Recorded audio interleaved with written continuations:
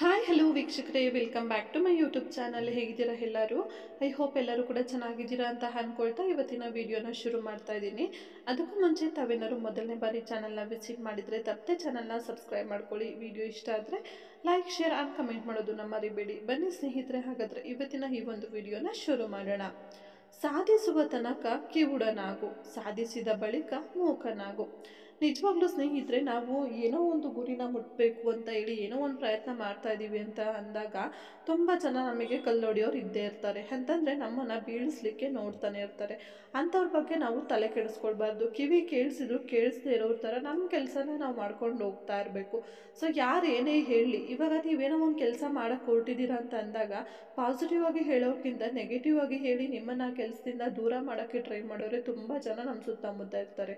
ಹಾಗಾಗಿ ನೀವು ಮಾಡುವಂತಹ ಕೆಲಸದ ಬಗ್ಗೆ ನಿಮಗೆ ಒಂದು ಆತ್ಮವಿಶ್ವಾಸ ಅನ್ನೋದಿದ್ದರೆ ಸಾಕು ಸ್ನೇಹಿತರೆ. ನಾವು ಬೇರೆಯವ್ರನ್ನ ಒಪ್ಸೋದಕ್ಕೋಸ್ಕರ ಕೆಲಸ ಮಾಡೋದಾಗ್ಬೋದು, ಅಥವಾ ಅವ್ರ ಮೆಚ್ಚುಗೆ ಗಳಿಸೋಕ್ಕೋಸ್ಕರ ಕೆಲಸನ ಮಾಡ್ತಾ ಹೋದಾಗ ಖಂಡಿತ ಯಾವುದೇ ಕೆಲಸ ಆದರೂ ಕೂಡ ನಮಗೆ ಸಕ್ಸಸ್ ಅಂತ ಹೇಳಿ ಸಿಗೋದಿಲ್ಲ. ಸಿಕ್ಕರೂ ಕೂಡ ಅದರಲ್ಲಿ ನಮಗೆ ತೃಪ್ತಿ ಅನ್ನೋದಿರೋದಿಲ್ಲ. ಹಾಗಾಗಿ ನೀವೇನೋ ಒಂದು ಕೆಲಸನ ಮಾಡ್ತಾ ಇದ್ದೀರಾ, ಏನೋ ಒಂದು ಗುರಿ ತಲುಪೋಕೆ ಹೊರಟಿದ್ದೀರಾ ಅಂತ ಅಂದಾಗ 1000 ಜನ 1000 ಥರ ಮಾತಾಡಲಿ, ನೀವು ಅದ್ರ ಬಗ್ಗೆ ತಲೆ ಕೆಡಿಸ್ಕೊಳ್ಬಾರ್ದು. ಕೊನೆಗೆ ನಿಮ್ಮ ಗುರಿನ ಮುಟ್ತೀರಾ, ಎಲ್ಲದನ್ನು ಕೂಡ ಗುರಿ ಮುಟ್ಟಿರ್ತೀರಾ ಅಂತ ಅಂದ್ಕೊಳ್ಳಿ.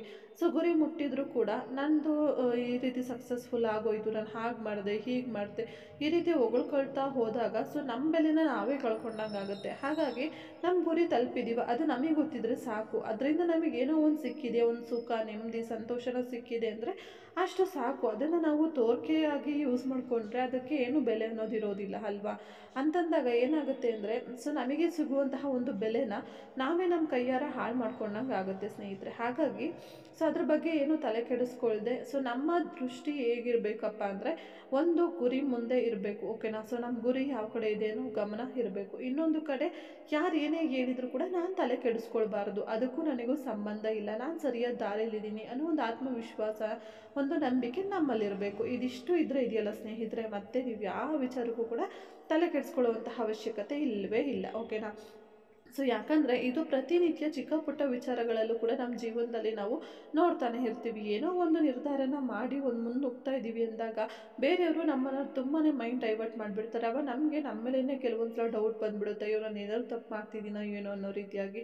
ಹಾಗಾಗಿ ಸೊ ಬೇರೆ ವಿಚಾರಗಳ ಬಗ್ಗೆ ಗಮನ ಕೊಡದೆ ನಮ್ಮ ಬಗ್ಗೆ, ನಮ್ಮ ಆತ್ಮವಿಶ್ವಾಸದ ಬಗ್ಗೆ ನಮಗೆ ಗಮನ ಇದ್ದರೆ ಸಾಕು ಅಂತ ಹೇಳ್ತಾ ಇವತ್ತಿನ ಈ ಒಂದು ವಿಡಿಯೋನ ಇಲ್ಲಿಗೆ ಎಂಡ್ ಮಾಡ್ತಾ ಇದ್ದೀನಿ. ಐ ಹೋಪ್ ಇವತ್ತಿನ ಈ ಒಂದು ವಿಡಿಯೋ ತಮ್ಮೆಲ್ಲರಿಗೂ ಇಷ್ಟ ಆಗಿರಬಹುದು ಅಂತ ಅಂದ್ಕೊಳ್ತೀನಿ. ಇಷ್ಟ ಆಗಿದ್ರೆ ವಿಡಿಯೋಗೆ ಒಂದು ಲೈಕ್ ಮಾಡಿ, ಶೇರ್ ಮಾಡಿ, ಕಮೆಂಟ್ ಮಾಡಿ. ಹಾಗೆ ಇದುವರೆಗೂ ಚಾನಲ್ನ ಸಬ್ಸ್ಕ್ರೈಬ್ ಮಾಡ್ಕೊಂಡಿಲ್ಲ ಅಂದರೆ ಪ್ಲೀಸ್ ಸಬ್ಸ್ಕ್ರೈಬ್ ಮಾಡಿ.